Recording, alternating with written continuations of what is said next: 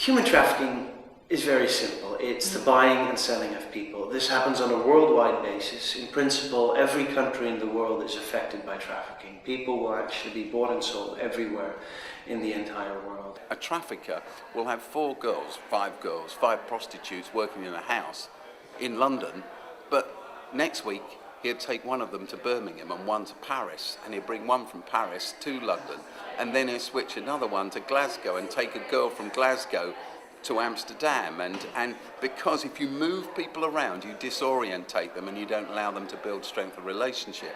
Probably the trafficking in people brings in more revenue than the trafficking of drugs to organized crime on a global basis, and it is estimated, because people trafficking is growing so fast, it is estimated that it will probably overtake arms trafficking sometime soon, if that already hasn't happened.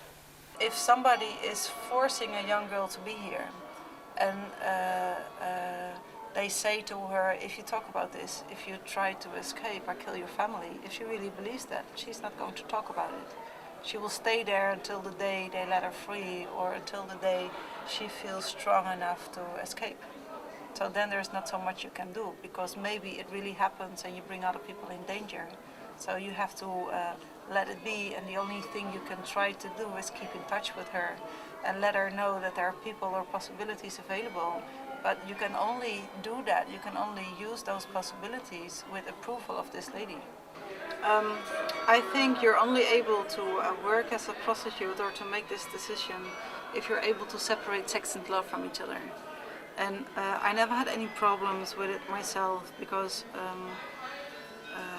I didn't see any harm in it. I was quite a rebel at that age, where I was only 16 and living quite a wild and crazy life, so it was typical me.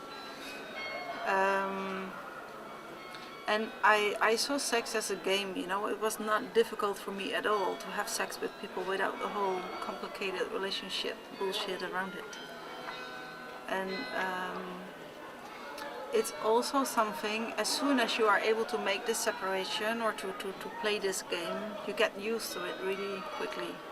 After one day, the first day that you sit here, maybe it's a bit hard. I still remember that I even was too afraid to stand up, or to look at people. I was like, curtains closed and a bit like this.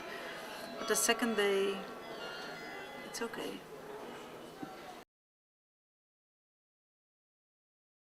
Dutch police have done some research, and they're thinking that at least 60, but maybe 80 or even 90% of the women in Dutch prostitution is there on a forced basis. So they didn't choose it for themselves, no, they have been trafficked, they are forced to do prostitution.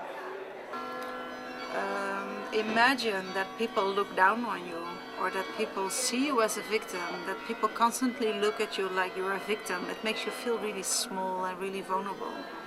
And that's exactly what people do against sex workers. If you sit here, for a lot of people it doesn't even matter if you're here because you want to be here, or you're here against your will. People always look at you with pity in their eyes. Oh, sorry. And that makes people in the sex industry feel really, really small and vulnerable.